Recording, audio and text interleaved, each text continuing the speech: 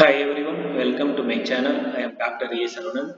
இன்னைக்கு நம்ம கார்ப்பரேட் அக்கவுண்டிங்ல valuation of goodwill and shares என்ற சாப்டர்ல நம்ம நெக்ஸ்ட் மாடலை பத்தி டிஸ்கஸ் பண்ண போறோம். ஆல்ரெடி இந்த வேல்யூஷன் ஆஃப் குட்வில் அண்ட் ஷேர்ஸ்ல நிறைய மாடல் நம்ம டிஸ்கஸ் பண்ணியிருக்கோம்.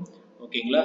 அது ரிலேட்டடா இப்போ நெக்ஸ்ட் மாடலை பத்தி பார்க்க போறோம். அதுல எந்த மாடலை பத்தி பார்க்க போறோம்னா net assets method and healed method.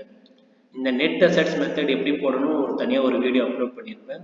ஓகேங்களா? நெக்ஸ்ட் ஹீல்டு மெத்தட் எப்படி போடணும் ஒரு தனியாக வீடியோ நான் அப்லோட் பண்ணியிருப்பேன். பார்க்காதவங்க அந்த வீடியோ பார்த்துருங்க. அது பார்த்தாதான் இது உங்களுக்கு நல்லா டீப்பாக புரியும். ஓகேங்களா? இப்போ ரெண்டுக்குமே கம்பைன் பண்ணி ஒரே சம்ல பார்க்க போகிறோம். இந்த மாதிரி மாடலை டென்மார்க்ல அடிக்கடி கேட்டிருக்கான். ஓகேங்களா? அதனால தான் இந்த வீடியோவில் நம்ம இதை பற்றி டிஸ்கஸ் பண்ண போகிறோம். Net assets method and healed method. அதில் ஃபர்ஸ்ட் கொஸ்டின் நம்பர் 1 பற்றி பார்க்கலாம். From the following information, find out value per share under net asset method and yield method. அப்போ net assets methodல ஒரு ஆன்சர் கண்டுபிடிக்கணும், yield methodல ஒரு ஆன்சர் கண்டுபிடிக்கணும். இப்போ அதுக்கான இன்ஃபர்மேஷன் கொடுத்துருக்கான். Balance sheet of A Limited as on 31st December 2020. ஏவோட balance sheet கொடுத்துருக்கான். liabilities, assets. First under the liabilitiesல ஒன் பை ஒன்னா பார்க்க போறோம். issued capital ₹10 each, 4 lakh. Reserve 90,000, P&L 20,000, 5% debenture 1 lakh, current liabilities 1,30,000. இதை டோட்டல் பண்ண எவ்வளவு வரும்னா 7,40,000. அப்போ இந்த liabilitiesல இந்த ரெண்டு மெத்தட்ல பொறுத்து நமக்கு எந்த இன்ஃபர்மேஷன் எடுத்து யூஸ் பண்ணணும்னா 5% debenture கொடுத்துருக்கான் பார்த்தீங்களா 1 lakh, அதை எடுத்து யூஸ் பண்ற மாதிரி இருக்கும். நெக்ஸ்ட் current liabilities எடுத்து யூஸ் பண்ற மாதிரி இருக்கும். இந்த ரெண்டு இன்ஃபர்மேஷன் நமக்கு யூஸ் ஆகும் liabilitiesல இருக்கும். Next assets under the assets one by one பார்க்க போறோம். Fixed assets 5 lakh, current assets 2 lakh, goodwill 40,000, total பண்ணா 7,40,000. இப்போ இந்த மெத்தட்ல நம்ம போறது all assets நம்ம கன்சிடர் பண்ணி தான் ஆகணும். அப்போ liabilitiesல எது யூஸ் ஆகும்னா 5% debenture, current liabilities எடுத்துக்கணும். assetsல all assets நம்ம எடுத்துக்கணும். ஓகேங்களா? பட் ஒன் கண்டிஷன் லாஸ்ட் வீடியோல சொல்லியிருப்பேன். அட்ஜஸ்ட்மெண்ட்ல இந்த அசெட்ஸ்ல எதனா ரீவேல்யூ கொடுத்தானா அந்த வேல்யூ தான் எடுத்துக்கணும். இந்த ஓல்டு வேல்யூ எடுத்துக்க கூடாது. எந்த இன்ஃபர்மேஷனுக்கு ரீவேல்யூ கொடுத்துருக்கானோ, எந்த அசெட்ஸுக்கு ரீவேல்யூ கொடுத்துருக்கானோ அந்த வேல்யூ தான் நம்ம எடுத்துக்கணும். எப்பவுமே அட்ஜஸ்ட்மெண்ட் வேல்யூ தான் நம்ம கன்சிடர் பண்ணணும். நெக்ஸ்ட் அட்ஜஸ்ட்மெண்ட்டை பார்க்கலாம். Point number 1. On 1st December 2020, the fixed assets were valued at rupees 3,50,000 and goodwill rupees 50,000. அப்போ ஏற்கனவே நம்ம அசெட்ஸ்ல பார்த்தோம். ஃபிக்ஸ்டு அசெட்ஸ் ஒரு வேல்யூ கொடுத்துருந்தோம், குட்வில்லும் வேல்யூ கொடுத்துருந்தோம். இப்போ அசெட்ஸ்ல கொடுத்த அந்த ஃபிக்ஸ்டு அசெட்ஸ் குட்வில் வேல்யூ நம்ம கன்சிடர் பண்ணக்கூடாது. அட்ஜஸ்ட்மெண்ட்ல இப்போ கொடுத்துருக்க இந்த 3,50,000 குட்வில் 50,000 தான் நம்ம எடுத்து யூஸ் பண்ணணும். இதுக்கப்புறம் பேலன்ஸ் ஷீட்ல கொடுத்த fixed assets value goodwill value நம்ம கன்சிடர் பண்ணக்கூடாது. ஓகேங்களா? Next adjustment. The net profit for the 3 years அப்படின்னு கொடுத்துருக்கான். First year 51,600, second year 52,000, third year 51,650. இந்த ஃபர்ஸ்ட் அட்ஜஸ்ட்மெண்ட் எந்த பர்பஸ்க்காக யூஸ் ஆகும்னா நெட் அசெட்ஸ் மெத்தட் கண்டுபிடிக்கிறது யூஸ் ஆகும்.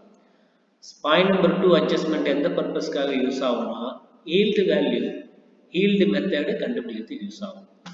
Point number 3 the investment rate of return 10%.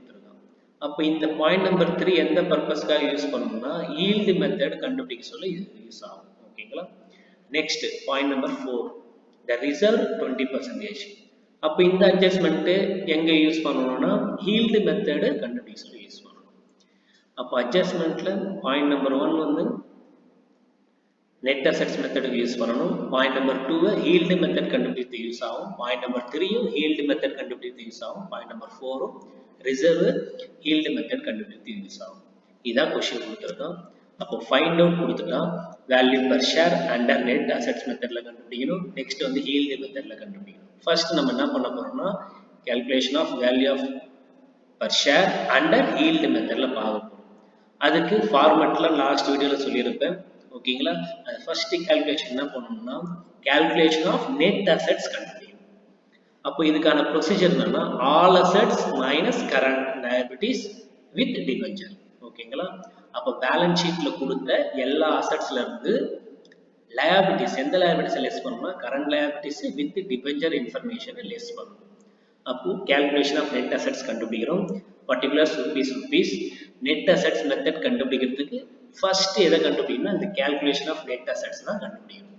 அப்போ particulars rupees போட்டும் இந்த particularஸ்ல first all assets அதாவது வந்து பேலன்ஸ் ஷீட்ல கொடுத்த எல்லா அசெட்ஸுமே எடுத்துக்கணும். ஓகேங்களா, அதே மாதிரி தான் எடுத்துருக்கணும். ஃபிக்ஸட் அசெட்ஸ் கொடுத்துருக்கோம், ஆனால் அதுக்கான வேல்யூ வந்து அட்ஜஸ்ட்மெண்ட்ல கொடுத்து தான் எடுக்கணும். ஏற்கனவே சொல்லியிருப்பேன், ஃபிக்ஸட் அசெட்ஸ் வந்து 3,50,000 பேலன்ஸ் ஷீட்ல கொடுத்த வேல்யூ எடுக்கக்கூடாது. அட்ஜஸ்ட்மெண்ட்ல கொடுத்த வேல்யூ தான் வந்து 3,50,000, அதை எடுத்துட்டோம். Next current assets. கரண்ட் அசெட்ஸ்க்கு எதுவுமே அட்ஜஸ்ட்மெண்ட் கொடுக்கல, அதனால பேலன்ஸ் ஷீட்ல கொடுத்த அதே அமௌண்ட் 2 lakhs எடுத்து இங்க காப்பி பண்ணிடணும். ஓகேங்களா, நெக்ஸ்ட் குட்வில். பேலன்ஸ் ஷீட்ல கொடுத்த வேல்யூ நம்ம எடுக்கக்கூடாது, பிகாஸ் அட்ஜஸ்ட்மெண்ட்ல ஒரு நியூ வேல்யூ கொடுத்துருக்கோம், அதான் வந்து 50,000, அதை எடுத்து காப்பி பண்ணிட்டோம். அப்போ எந்த சம்மா இருந்தாலும் ஆல் அசெட்ஸ், இதுல ஆல் அசெட்ஸ்ல இந்த 3 அசெட்ஸ் தான் கொடுத்துருக்கோம், அதனால காப்பி பண்ணிட்டோம். இப்போ இது மூணுத்தையும் ஆட் பண்ணி டோட்டல் போட்டால் எவ்வளோ வரும்னா 6 lakhs வரும். ஓகேங்களா, நெக்ஸ்ட் லெஸ் கரண்ட் லைபிலிட்டிஸ். இதுக்கு எதுவுமே அட்ஜஸ்ட்மெண்ட் கொடுக்கல, அதனால நம்ம பேலன்ஸ் ஷீட்ல இருந்து அதே அமௌண்ட் எடுத்து காப்பி பண்ணிட்டோம், 1,30,000. Next debenture. டிபெஞ்சருக்கு எதுவும் வந்து அட்ஜஸ்ட்மெண்ட் இன்ஃபர்மேஷன் எதுவும் கொடுக்கல, அதனால பேலன்ஸ் ஷீட்ல இருந்த அதே அமௌண்ட் எடுத்து 1 lakh காப்பி பண்ணிட்டோம். ஓகேங்களா, அப்போ இதை ஆட் பண்ணி லெஸ் பண்றோம். ஆட் பண்ணனால வந்து 2,30,000 இன் அவுட்டர்ல போட்டோம். ஆல்ரெடி நம்ம கிட்ட 6 lakh இருக்கு, இந்த 2,30,000 லெஸ் பண்ணா வர அந்த அமௌண்ட்டுக்கு பேர் தான் வந்து நெட் அசெட்ஸ், தட் இஸ் 3,70,000. ஓகேங்களா, அப்போ calculation of net assets இந்த ப்ரொசீஜர்ல தான் நம்ம கண்டுபிடிக்கணும். Next calculation of equity value per share. இதான் வந்து வேல்யூ ஆஃப் ஷேர்ஸுக்கு அண்டர் நெட் அசெட் கண்டுபிடிக்கிறதுக்கான ஒரிஜினல் ஃபார்முலா. என்ன ஃபார்முலானா, valuation of shares equal to net assets divided by number of equity shares. இதுதான் ஃபார்முலா. அப்போ இந்த சம்ல நம்ம கண்டுபிடிச்ச நெட் அசெட்ஸ் வேல்யூ எவ்வளவுனா 3,70,000. இதுக்கு முன்னாடி நம்ம பார்த்தோம் பாத்தீங்களா, point number 1 calculation of net assets ஒரு வேல்யூ கண்டுபிடிச்சோம் பாத்தீங்களா, அந்த வேல்யூ தான் இது 3,70,000 divided by number of equity shares னு சொல்லியிருக்கோம். அப்போ பேலன்ஸ் ஷீட்ல ஷேர் கேபிட்டல் பத்தி பார்த்திருக்கோம். ஓகேங்களா, ஷேர் கேபிட்டல் எவ்வளவு பார்த்திருக்கோமோ அதோட ஈச் இல்லாம நம்பர் ஆஃப் ஈக்விட்டி ஷேர்ஸ் எவ்வளவுனா 40,000. கொஸ்டின்ல கொடுத்து அந்த 40,000 போட்டுட்டோம், அதான் வரும் 3,70,000 divided by 40,000. இப்போ நான் அந்த கொஸ்டினை வந்து ஃபார்வர்ட் பண்றேன், கவனிங்க.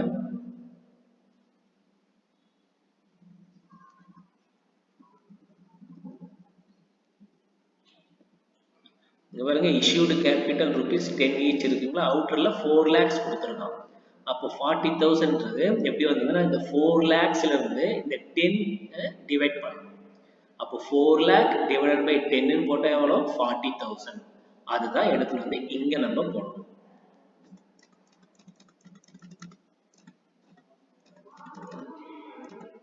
இப்போ பாருங்க 40,000 போட்டோம்.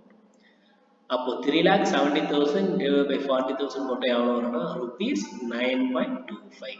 that is valuation of shares, value per share under net assets மெத்தட்ல கண்டுபிடிச்சிருக்கோம். அப்போ எவ்வளவுனா வேல்யூ per share இந்த net assets மெத்தட்ல எவ்வளவு கண்டுபிடிச்சிருக்கோம்னா rupees 9.25. that is first answer.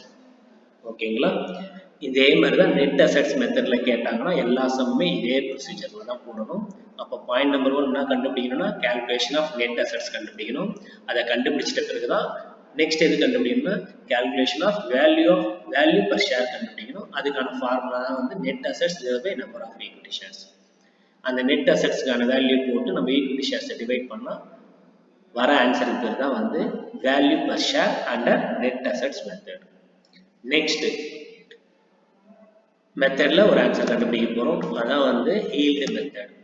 Yield மெத்தடுக்கான ஃபார்முலாவை ஆல்ரெடி நான் லாஸ்ட் வீடியோல அப்லோட் பண்ணியிருப்பேன். ஓகேங்களா, அதனால அந்த ஃபார்முலா இப்போ நான் சொல்லலை, டைரக்டா சம் பார்க்க போறோம். இதுல ஃபர்ஸ்ட் எது கண்டுபிடிக்கணும்னா கால்குலேஷன் ஆஃப் ப்ராஃபிட் கண்டுபிடிக்கணும். அப்போ பர்டிகுலர்ஸ் ருபீஸ் அட்ஜஸ்ட்மெண்ட்ல பாயிண்ட் நம்பர் 2ல சொல்லியிருப்பேன் ப்ராஃபிட் எந்த பர்பஸ்க்காக கொடுத்துருக்காங்க, அதுதான் நம்ம இங்க யூஸ் பண்றோம். First year profit 51,600, second year profit 52,000, third year profit 51,650. Total profit எவ்வளோ வருதுன்னா 1,55,250. இது எதுக்காக கண்டுபிடிக்கிறோன்னா எக்ஸ்பெக்டட் ப்ராஃபிட்டை கண்டுபிடிக்கிறதுக்காக. அப்போ 3 years ப்ராஃபிட் ஆட் பண்ணிட்டு 3ஆல் டிவைட் பண்ணால் வர ஆன்சர் எவ்வளோனா 51,750. That is expected profit. Next இது கூட ஒரு சின்ன அட்ஜஸ்ட்மெண்ட் இருக்கும். என்ன அட்ஜஸ்ட்மெண்ட்னா பாயிண்ட் நம்பர் 4 ரிசர்வ் கொடுத்துருப்பாங்க அட்ஜஸ்ட்மெண்ட்ல, அதை நம்ம லெஸ் பண்ணணும். அவன் வேல்யூவா கொடுக்கல, பர்சன்டேஜா கொடுத்துருக்கான். அட்ஜஸ்ட்மெண்ட் பார்த்தீங்கன்னா தெரியும் எவ்வளோ பர்சன்டேஜ் கொடுத்துருக்காங்கன்னா 20%. அப்போ இந்த ப்ராஃபிட்ல இருந்து 51,750ல இருந்து 20% கண்டுபிடிச்சா 10,350 வரும். ஓகேங்களா? அதை லெஸ் பண்ணணும். அந்த லெஸ் பண்ணிட்டு வர அந்த அமௌண்ட்டுக்கு பேர் தான் வந்து ப்ராஃபிட் ஃபார் ஈக்விட்டி டிவிடெண்ட். அப்போ ப்ராஃபிட் என்னவா கன்வெர்ட் ஆகுதுன்னா ப்ராஃபிட் ஃபார் ஈக்விட்டி டிவிடெண்டா கன்வெர்ட் ஆகுது. அந்த வர அந்த அமௌண்ட்டுக்கு பேர் தான் வந்து profit for equity dividend 41,400. Point number 2, calculation of expected rate of return. இப்போ இதோட formula profit for equity dividend divided by paid up equity capital into 100. இந்த ப்ராஃபிட் ஃபார் ஈக்விட்டி டிவிடெண்ட்டை ஐடென்டிஃபை பண்ணுறதுக்காக தான் நம்ம பாயிண்ட் நம்பர் 1ல ஒரு ஆன்சர் கண்டுபிடிச்சிருக்கோம். அந்த ஆன்சர் தான் வந்து 41,400. அதை இங்கே எடுத்து காப்பி பண்ணிடணும். Next paid up equity capital கொடுத்துருக்கோம். இந்த பெய்ட் அப் ஈக்விட்டி கேபிட்டல் எங்கிருந்து காப்பி பண்ணோம்னா பேலன்ஸ் ஷீட்ல இஷ்யூடு கேபிட்டல் சொல்லிட்டு 4 lakhs கொடுத்துருக்கோம். அந்த அமௌண்ட் எடுத்து வந்து அப்படியே காப்பி பண்ணணும். அப்போ 41,400 divided by 4 lakhs into 100. இதை கன்சாலிடேட் பண்ணா 10.35%. ஓகேங்களா? இப்போதான் நம்ம original yield value per share வந்து நம்ம கண்டுபிடிக்க போறோம். calculation of yield value per share. அதோட formula expected rate of return divided by normal rate of return into paid up value per equity shares. yield மெத்தடோட ஒரிஜினல் ஃபார்முலா இதுதான். expected rate of return divided by normal rate of return into paid up value per equity shares. இந்த expected rate of return கண்டுபிடிக்கிறதுக்காக தான் நம்ம point number 1 point number 2 போட்டிருப்போம். அப்படி point number 1 point number 2 போட்ட பிறகு வந்த answer தான் எவ்வளோனா 10.35%. ஓகேங்களா? divided by normal rate of return. கொஸ்டின்ல அவனே அட்ஜஸ்ட்மெண்ட்ல நார்மல் ரேட் ஆஃப் ரிட்டர்ன் கொடுத்துருப்பான். எவ்வளவு பர்சன்டேஜ்னா 10%. into paid up value per equity shares அப்படின்னா பேலன்ஸ் ஷீட்ல இஷ்யூடு கேபிட்டல்ல எவ்வளவு ஈச் கொடுத்துருக்கான்னு பார்க்கணும். இந்த சம்ல எவ்வளவு ஈச் கொடுத்துருக்காங்கன்னா 10. சப்போஸ் 100 கொடுத்தா 100, 5 கொடுத்தா 5. இந்த சம்ல எவ்வளவு கொடுத்துருக்காங்கன்னா 10. நீங்க கொஸ்டினை பார்த்தா அது தெரியும். ஓகேங்களா? அப்போ எக்ஸ்பெக்டட் ரேட் ஆஃப் ரிட்டர்ன் நம்ம கண்டுபிடிச்சது பாருங்க எவ்வளவுனா 10.35%. அதை எடுத்துன்னு வந்து தான் நம்ம இங்க காப்பி பண்ணிடலாம். Divided by normal rate of ரிட்டர்ன்ன்றது கொஸ்டின்ல அவனே அட்ஜஸ்ட்மெண்ட்ல கொடுத்துருக்கான். எவ்வளவு பர்சன்டேஜ்னா 10%. அதை போட்டுட்டோம். இன்டு 10. இது எங்கிருந்து நம்ம காப்பி பண்ணணும்னா பேலன்ஸ் ஷீட்ல இருந்து இஷ்யூடு கேபிட்டலோட ஈச் எவ்வளோ அதை எடுத்து வந்து காப்பி பண்ணணும். இந்த சம்ல எவ்வளோ ஈச்னா 10. ஓகேங்களா? நெக்ஸ்ட் இதோட ஆன்சர் வந்து rupees 10.35. 10.35% divided by 10% into 10 போட்டா rupees 10.35 வரும். ஓகேங்களா? இந்த இடத்துல எங்க மிஸ்டேக் பண்ணுவீங்கன்னா இந்த 10.35% தப்பா போட்டுருவீங்க. ஓகே, கேல்சில கரெக்டா போட்டா rupees 10.35 கரெக்டா. ஓகேங்களா?